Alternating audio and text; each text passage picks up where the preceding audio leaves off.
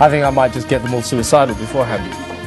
Right, hi, good afternoon everybody. My name is Salam, and to those of you that don't know me, my name is Salam Jones. That's the name that I use as a writer.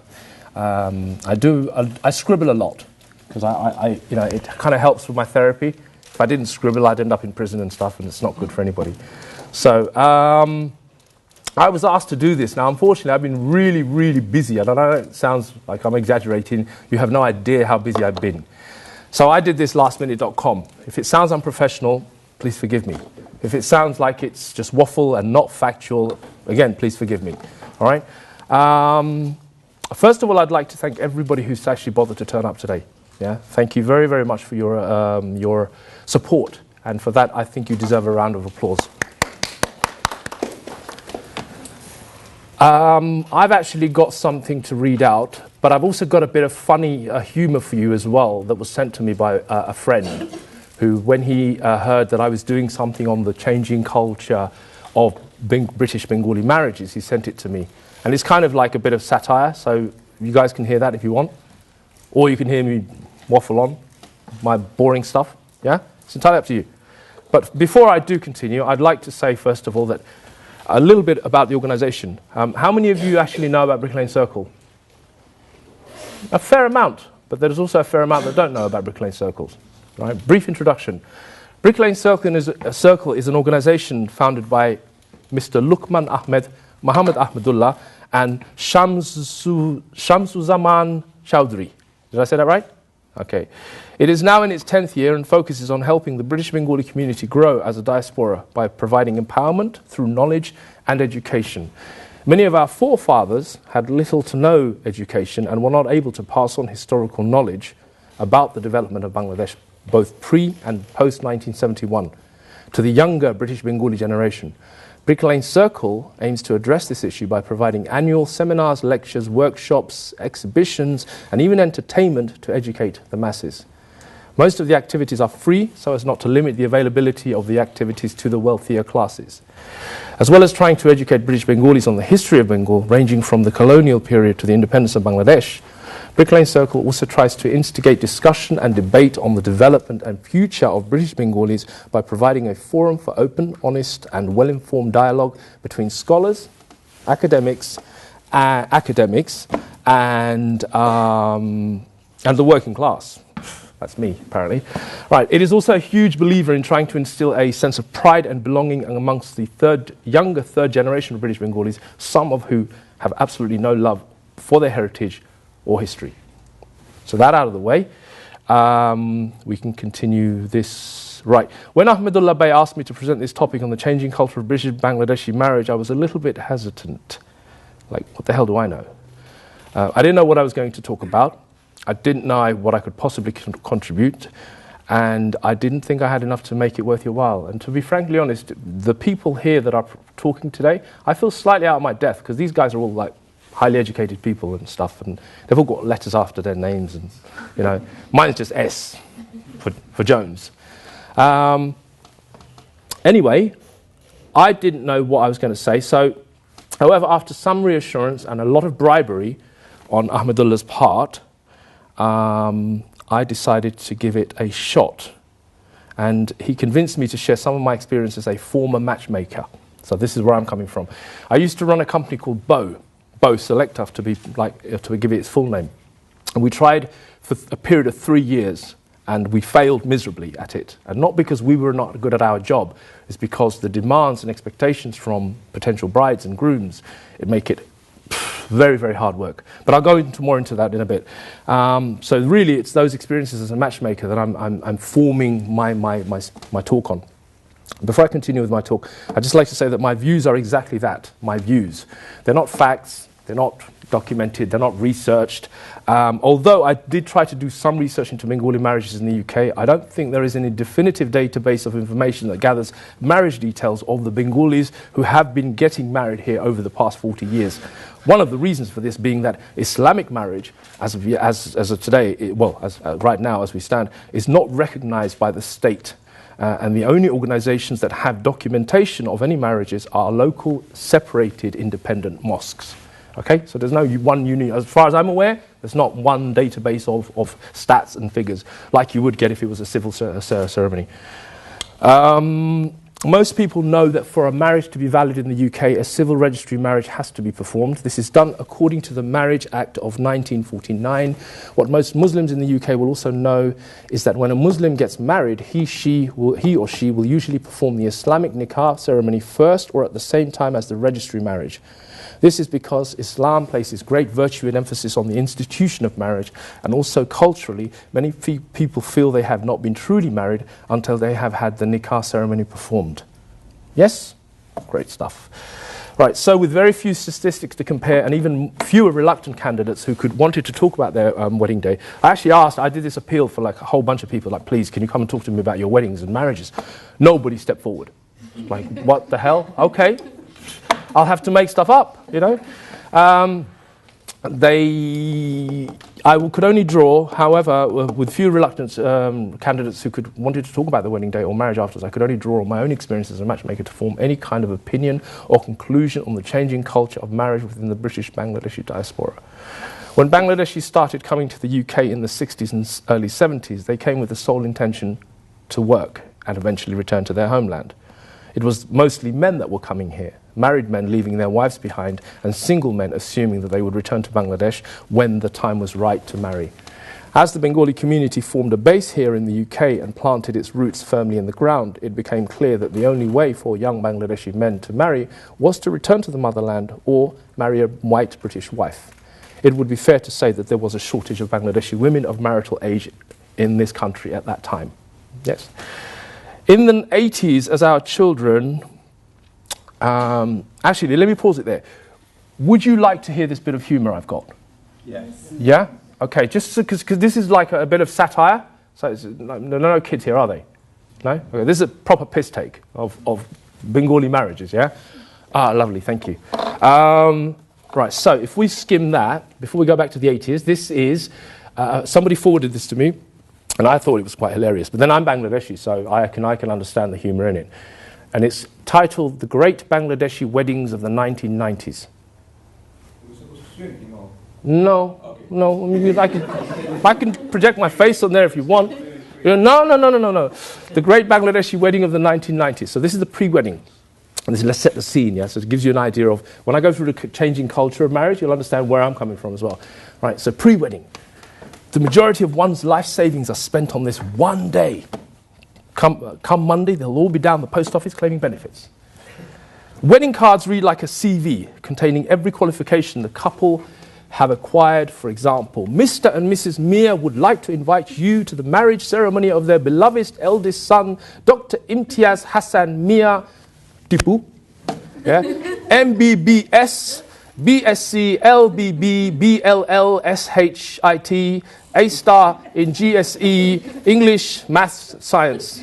To the second daughter of Mr. and Mrs. Uddin, Mistress Halima Begum, lovely, honours GD, HIS, wife, WIFE, C in GCSE, Health and Social Care. The couple, arranged marriage between two people who are related. Throughout the whole procession of the bride, the whole procession, the bride and groom do not look at each other or touch each other, unless they are guided to do so by a sister-in-law. The compatibility of the bride and groom is discussed. The bride is pretty, based solely on her skin colour. Skin colour supersedes all other beauty features. Fair and Lovely have reps at every single wedding. I have seen them myself. Attire, bride, maroon sari, a gold shop, a huge hoop-style ring. Fatima, that's how you're getting married, isn't it? I've seen, a huge hoop-style nose ring, groom, cream sherwani, shades, mullah hat topped by a large hat, handkerchief in one hand to retain a bit of modesty.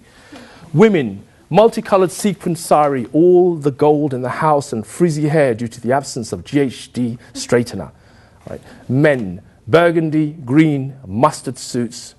You know you love them. Girls, pink, puffy dress, pigtails, platform. Are we laughing at somebody in particular here? Yeah? Okay.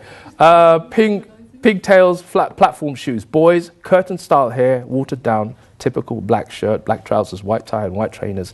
A trend which, you believe it or not, still occurs today. It's not the cool look. You look like a twat. Okay. Small children run around causing havoc, well on their way to a successful career in trading herbs and spices, drugs, all because the parents are too engrossed in themselves to care. Venue, school hall, community centre, decorations, birthday balloons. This is a world away from what Ruffle described earlier on, isn't it? Slightly, yeah? Okay. Right, so we have progressed a little bit. Okay. Decorations, birthday balloons, fairy lights outside the house, plastic flowers galore, tinsel and coloured foil cut into stars and flowers, silly string and party poppers. Food, starters, 1 piece of tandoori chicken. Okay. Main course, 3 dishes comprising of lamb, chicken and vegetable. Dessert. Huh? What dessert? This is the 1990s, by the way, yeah? So, betel nuts, pan. Yeah? Yeah, that's pretty much sums it up. Right. For the murabbis, 2-litre bottles of Coke per table, purchased in bulk from the local cash and carry, tap water served in jugs, plastic cups, plastic cutlery, paper plates, maroon napkins. I went to many a wedding with a maroon napkin. Right. Food not served by catering staff or waiters, but sweaty uncles and male cousins. Right. Guests, everyone and anyone the parents of the bride and the groom have ever met, including every member of their village. Right. The couple's school teachers. Random white people who are all seated in one corner of the hall collectively, regardless of whether they know each other. Because, white people all know each other, don't they? Yeah? Right, so, the number of white guests invited and in attendance is in direct correlation to the wedding's credibility. You get this bit, yeah? So the more white people you have, the more socially up there you are. Yeah? So here we go. Food is served in at least 3 seatings, possibly, due to sheer stupidity and someone's inability to count, despite the A star in GCSE maths. Gate crashers, but regardless of them being gate crashers, they are related to at least 4 people in the hall. Yeah, the difficult life of a Bangladeshi gate crasher. There is always a new bride at the wedding, dressed in her full wedding gear, gold included, trying to upstage the bride. The gifts. Toasters, clocks, microwaves, kettle, iron, purchased from Argos or Woolworths. The odd dinner set of 10. Entertainment, none. Cars, white limos decorated in red ribbon and plastic flowers, and a coach if the bride lives far. The man in the Merc was the Don. Remember the man in the Merc? Every wedding had a man in the Merc, yeah? Back in the days when Bengalis were actually poor, no one drove a Merc. Defining features, bride never raises her head and is lacking in all positive form of emotions. Lunch will be served at 1:30. Lies, lies, and more lies. The groom arrives 3 hours late. At the gate, the groom's party storms past, injuring several children. The scenes are reminiscent of a battle scene in Lord of the Rings. A gate sign, no money, no honey, demanding ridiculous amounts of money, £20,000, but getting 50 quid if you're lucky. Even if it is the greatest wedding, someone will complain. Bengalis are not happy if they are not complaining. Now, most of the guests leave after the food has been served. Obviously, that's the main reason to go to a wedding, right? Time for salami, where the bride and the groom are forced to salam the murabbis and by touching their feet as they receive money or second-hand gold. If a guest does not give salami or the couple refuse to touch the feet, all hell breaks loose. The bride and groom are force-fed milk and mishti, and the bride shyly turns her head as her bubby moves her arm in order for her to feed her husband and put a mala on him. This sounds so 90s cringeworthy, yeah? Okay, at the end of the wedding, bride cries hysterically and then faints and is carried up and picked to the limo by her uncle. The ratio of attractive females to males is 10-1. That's more attractive females than males. Teenage boys and girls make frequent trips to the toilet, claiming that they are going to freshen up when in fact they are going to check out the talent. Okay, i.e. fit guys and girls. There's also always someone who wears something controversial, either a man who deviates from the burgundy green or mustard suit, or a woman with a sleeveless blouse, usually an Indian neighbour. Right? Once the bride and groom have left and the guests are leaving, 2 young boys sneak bottles of Coke under their coats and leave. Right? Wedding film. There we go. Recorded on video, not DVD. Yeah, that was before your time. There is always one guest, usually male, who thinks it is funny to move the spoon away every time he goes to feed the bride. Yeah? That's a Bengali thing. Yeah. In the Mendi section of the film, there is a typical sequence where the bride opens her hand to reveal her beautiful henna patterned palms, but to our surprise, pops out a red rose. Or even better, all right, or even better, a picture of the groom smiling shamelessly. Who made a video like that? Hands up, who's actually got a video like that? Come on. Yeah? How many have seen videos like that? Oh, God, no. I know, they're bad, aren't they? Imagine, you guys go to an Indian restaurant? Yeah. Okay, when was the last time you went to an Indian restaurant? 3 weeks ago. Okay, now imagine you went to one in 1986. Yeah? That's the difference between this and your current day wedding. Right. Okay, so random video contains randomly scattered shots of the Taj Mahal, the Niagara Falls, the Himalayas, and plenty of flowers. Has the best songs, none of this less disco, yeah baby bullshit of today. The bride and the groom, as well as the guests, are repeatedly shown in a kaleidoscope effect. There is at least 30 minutes of footage containing the car journey to the hall, usually scenes of a motorway journey. The other side's cameraman is always spotted in the film. Yeah? Elderly Bangladeshi women tend to hide their faces with their scarves because of embarrassment, and everyone else pretends to sip water as the cameramans pan their table whilst they are eating. Pretty girls who are of no relation to the couple constantly appear on camera because the cameraman fancies them. The wedding film ends up with a cheesy message with the spelling mistakes and grammatical errors, closely resembling the following: "We wish you happy life. This is the beginning of your life." A good wedding film, including Mendi, a wedding, and walima, can last up to 4, possibly 5 hours. So epic. Post-wedding. Following the wedding night, this is almost done now. Following the wedding night, the bride is interrogated. No questions are sacred. Everything is asked. Yeah? Is that true, girls? I wouldn't know. I wasn't there. Okay. The bride is expected to cut a fish which weighs more than she does with a da, which is like a sickle-looking type of tool that you stand on with your foot, and without any more previous manual handling training. That's it. That's the comedy bit, right? So, no. I can't take the credit for it because I didn't write it. I just read out somebody else's work. This, however, I did write. So, going back to, I've tried to keep this as factual as possible. It's a very, very broad kind of outline, but in the 80s, as our children started reaching marital age, most young men and women were taken back to Bangladesh and married there, often to close relatives. This was because of the desire to offer a nephew or niece a better life here, and I use that word, better life, here in the West. And marriage was still considered the easiest route to the United States of London. The concept of love marriage, i.e. choosing your own partner, was still fairly unheard of and considered socially rebellious. Parents played an important part in the selection and marriage process. The few marriages that did take place here in the UK between couples were simple affairs, often conducted at home with a local imam and celebrated in a very humble manner. For larger parties, Bengalis would hire local halls and community centres, using throwaway plates and cutlery, as the concept of wedding caterers for the Asian community was still a new one. The other option was to use one of the larger restaurants in areas like Brick Lane.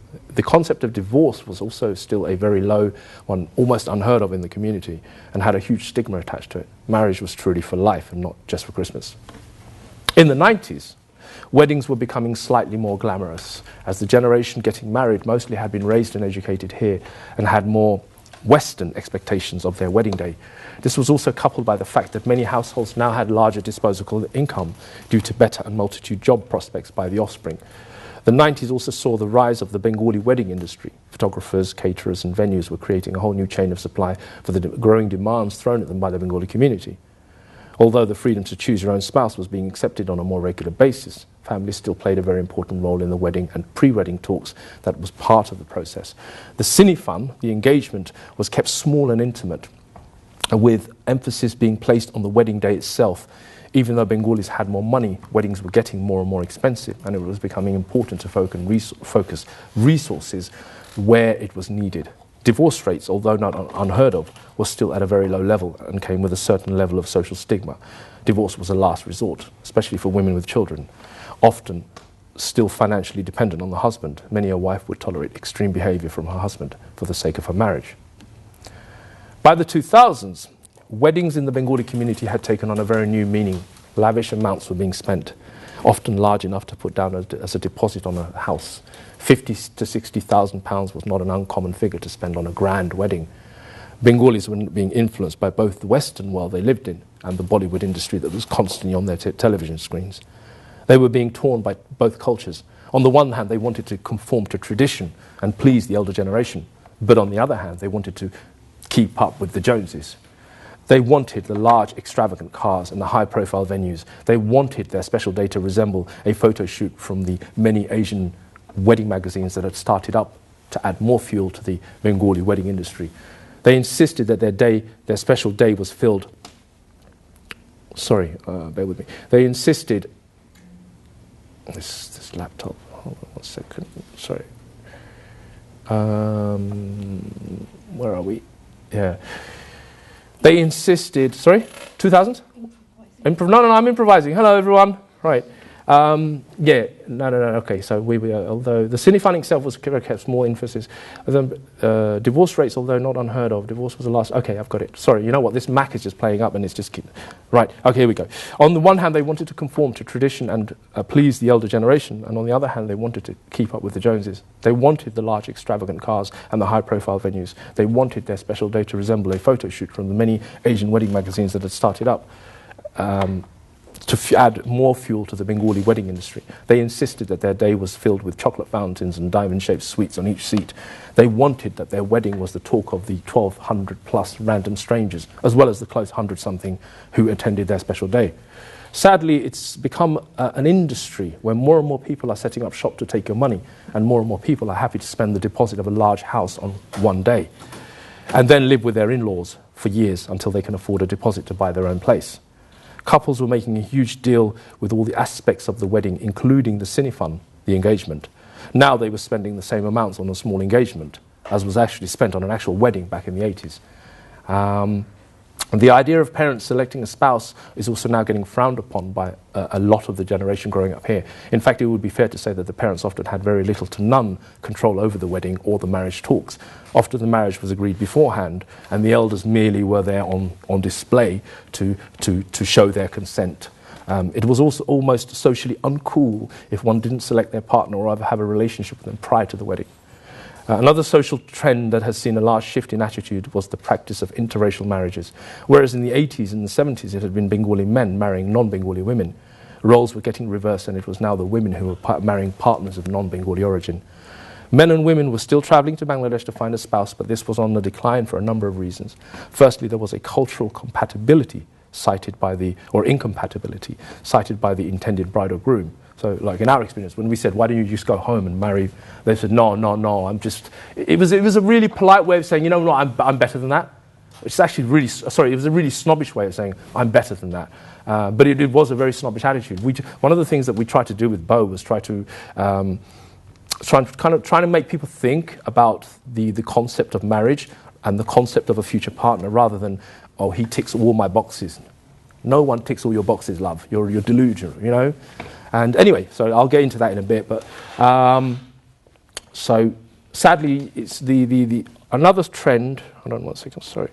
Men and women still travel to Bangladesh to find a spouse, but this was on the decline for a number of reasons. Firstly, there was a cultural incompatibility cited by the intended bride or groom. Secondly, there was a fear that a potential spouse would only be looking for an entry visa, rather than a future happily married life. This was justified. This was a justified fear because this has quite happened. This was there was a large number of such cases in the late 90s and early 2000s, and I know quite a few people who've said, "You know what? He just married me for my red passport." And as soon as he got legal, I was, you know, oh sorry, I didn't know.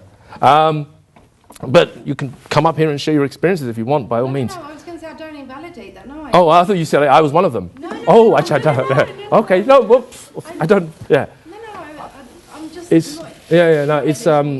It is a really sad thing to have happened to a lot of the women on our books, but it wasn't totally uncommon. So you had to kind of respect that. Men and women. Okay. Right, so divorce was also on the rise. One of the reasons for this was because of our changing expectation of marriage. Young men were raised with a certain idea of what constitutes a marriage. young women were being raised with different ideas now than, say, for example, 30 years back. The reason it worked so well for our parents, who had arranged marriages, who didn't see each other until their wedding night, was because they were both reading from the same page. So you may not agree with the balance of power, and you may not agree with the balance and the division of tasks. I mean, that's another debate entirely. But because they're both on the same wavelength, say on the same page, it worked for them. There was a certain expectation from the man. Okay, you go out and hunt, gather, warrior. Me, I'll take care of the kids. You know, so there was that understanding, and because they had that understanding, they actually made it work. Yeah, Sorry, but you could argue that it may not be that they had an understanding, but that's what they were exposed to. So they weren't exposed to any other way of life. So no, this is pretty much the same point. Yeah, same thing. Because of their expectations. Does that make sense? When you have huge expectations and something goes wrong, you're going to get disappointed. When you have no expectations and everything's just plodding along, you're happy. You know, they say that ignorance is bliss. So, I mean, our parents, I'm not saying they're ignorant, but they had little expectation of marriage. And nowadays, our expectations, I mean, I'll go into it in a minute and you'll understand what... They had more faith in their marriage. Sorry? I think they had more faith in their marriage. Well, I think... Because I think they relied on Allah. They relied on this concept of, this Islamic concept of relying on Allah and that marriage will happen. So they didn't bother so much about... I seriously beg you for me. Sorry. I don't need to take over, but I seriously There are cases where people have got into marriage and they weren't happy as a lady. So I pointed out earlier, but I think there are cases where people in those days they had more of a faith in marriage that inshallah it should work out. I mean, I'm not saying that, and there are cases where people weren't happy. So it's a very complicated. You can't just make it really like black and white. No, it isn't. It isn't at all. It isn't at all. Trust me.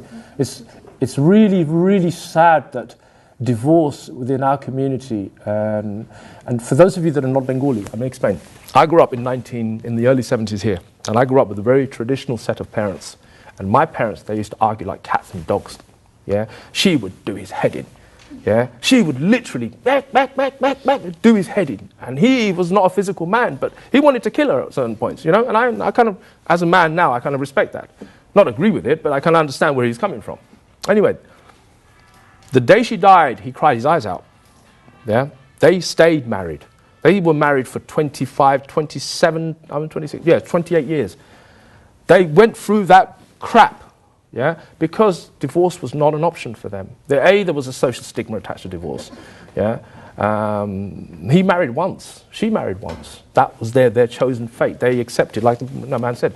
So for me personally, as a Bangladeshi man, as a Bengali man growing up in East London, whether I call myself Mr. Jones or Mrs. Smith is relevant.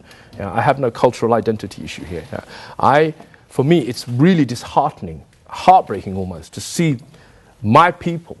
Yeah, going through this nonsense of divorce, and not just a Freedom and divorce. Yeah, but it just completely devalues the concept of marriage. G.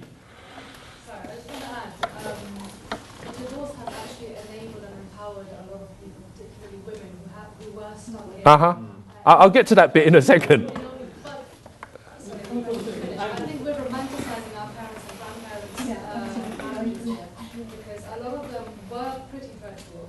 A lot of the women didn't want to be in those marriages, but they stuck out and they just did what they wanted to do.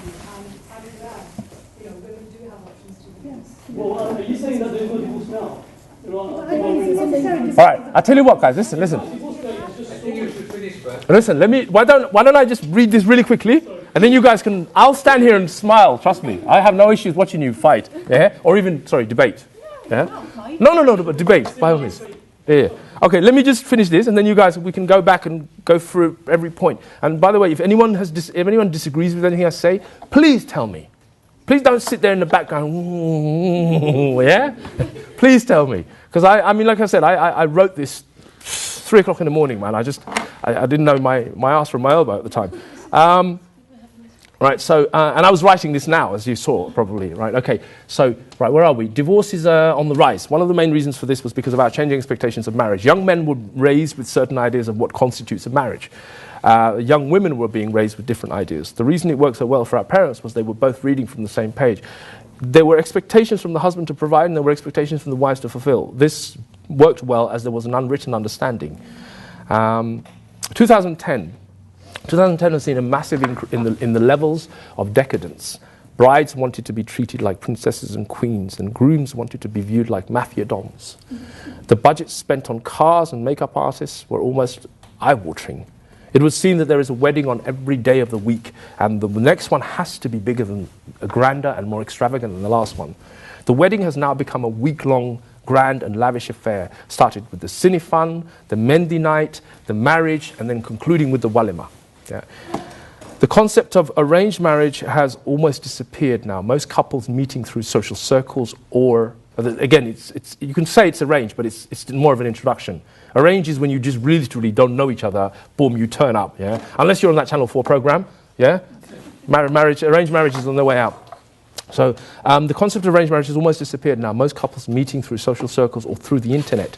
Internet matrimonial sites have seen a rapid increase in the use of their services. The levels of people returning back to Bangladesh in the search of for a spouse have not really changed that much since the last decade.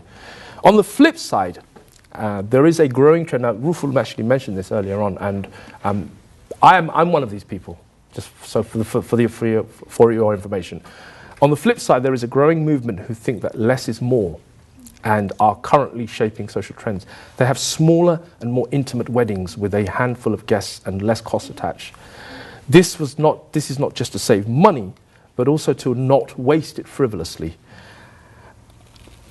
Friends and family are invited to help out with the preparations and ceremony to again save money that could be better spent elsewhere. So I do a lot of charity stuff because I can. I think I'm in a good position in my life, and if I don't help those less fortunate, it kind of is a waste of my energy, my talent, my skill set, and so I think I should help people.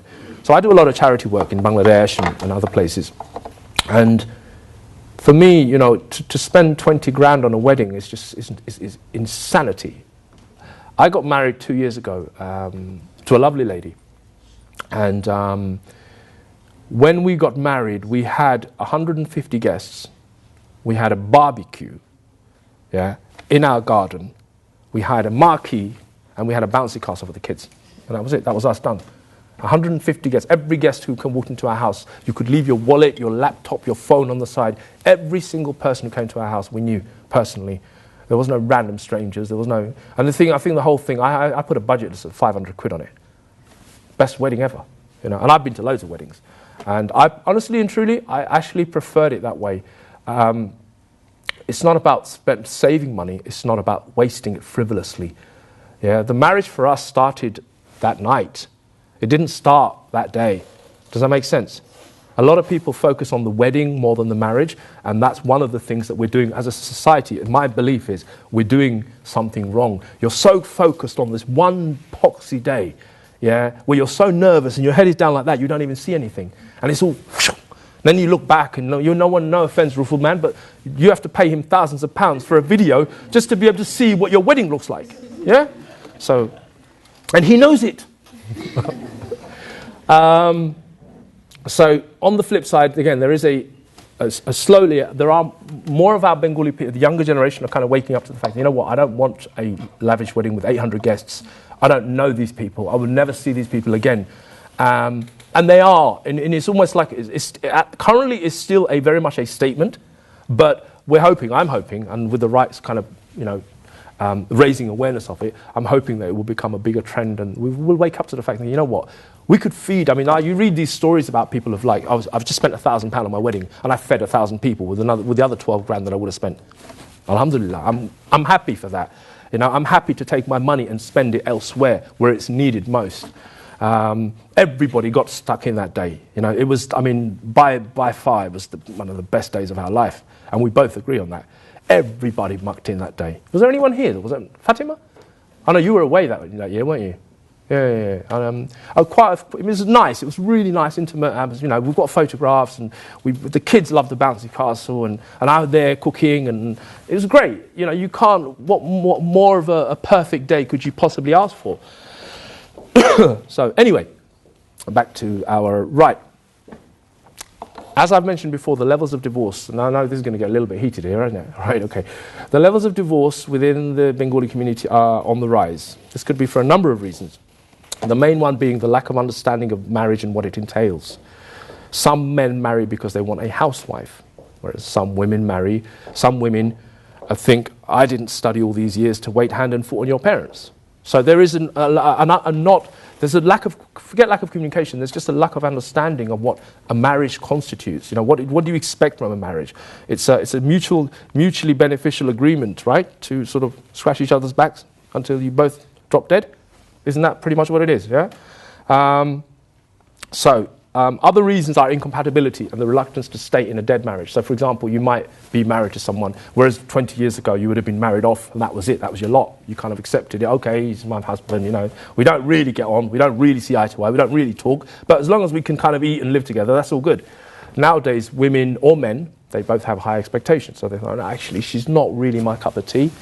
I made a mistake here, I should, you know, so... And I've done it. I myself have done this, so I can speak from experience. Other reasons are infidelity and domestic violence. And we're going back to this point as earlier on, what Fatima raised as well. With the education of young Bangladeshi women and the various support networks available to them, they are no longer dependent on their partners. So they don't have to stay in a messed up marriage. They don't have to stay with a husband who raises his hands to them. Yeah, they have choices, they have options now. Yeah? Added to that, the stigma of divorce is not as powerful as it used to be. There was a huge stigma with divorce. It was virtually unheard of. Oh my God, you know? And now it's like, you're divorced. Who cares? You know, shit happens to the best of us. Others marry because of love. Others marry young because of love, and then realize that once the love has run out, there's very little left. So I think as a community, maybe our media is responsible slightly for the romanticization, if that is even such a word, of marriage. With the increase of women continuing to further education, in contrast to their male counterparts. Now, you all know this, right? I'm trying to teach you all how to suck eggs, but you know that women are getting more educated than the men are not, yeah? Okay, so this is also creating a class gap. Educated women leave it till later to get married, and this proves challenging as most of the men are married by then. A lot of grooms get married younger.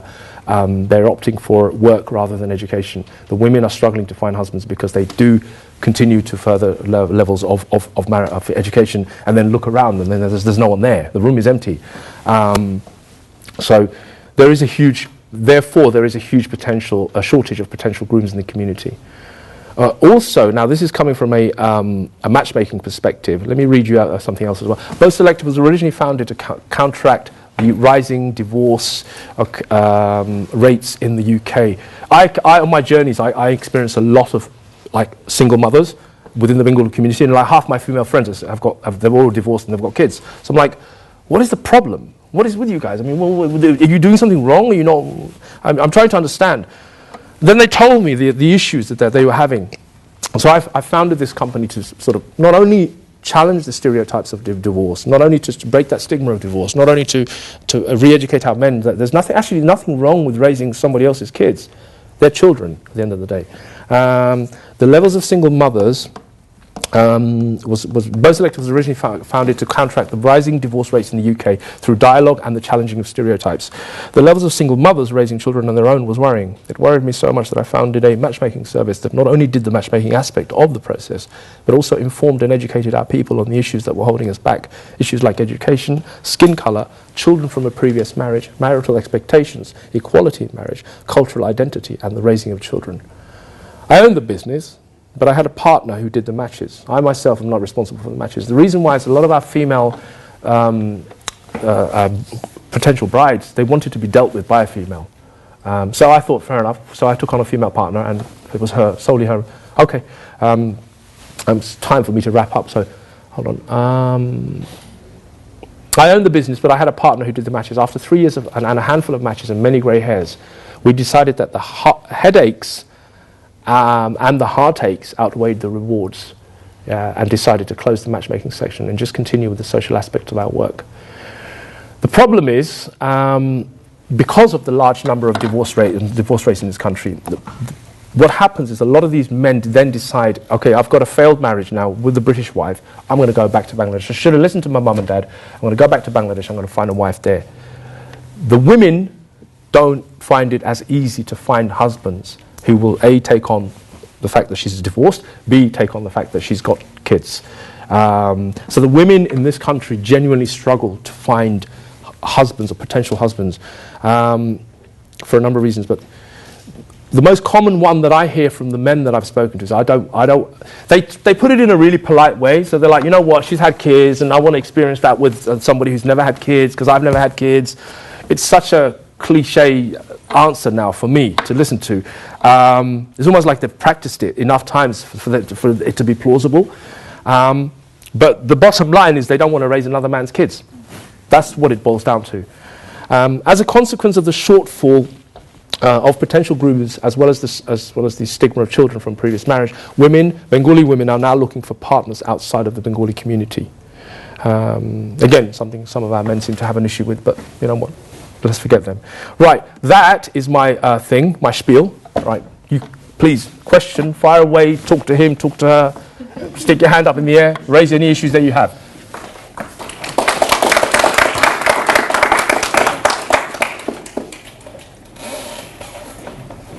Sure, go for it. Yeah, it was just about what you were saying earlier about divorce rates and stuff. In the 80s, or 60s, 70s, 80s, women weren't getting divorced because they had to kind of make it work, and they didn't. What happens post-divorce or like post-marriage is they can't visualize it. There was no vision for them to imagine even a life after like not having a husband or getting divorced.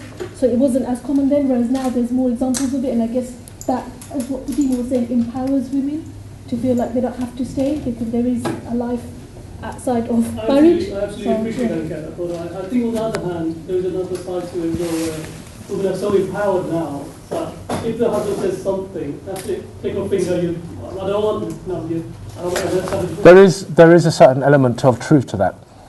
I won't put it in the words he put it in, but there is a certain element of truth to that.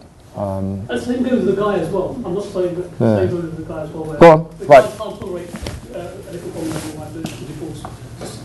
I don't know about that, but go on, right, go on. Yeah? I don't think it's necessarily to do with our culture. I think there's a gender issue of expectations in relationships. Uh-huh. And wanting things to be easier than they were. And the thing is, marriage is bloody hard. It is hard work, man. Coming to the wedding anniversary, I can say it is bloody hard. So you have to accept certain things about each other and compromise completely. And I think, this thing about the wedding day being such a big thing, I kind of, an analogy is like women who kind of look at when they're about giving birth and then they're afraid to get pregnant because all they can see is the birth and not the child after. Sometimes weddings have become like that. All they can focus on is this massive wedding day they're going to have, but not thinking about how am I going to get on with this person afterwards and what we're going to negotiate and things like that. So there are lots of complex issues, I think. But I think the main thing is expectations.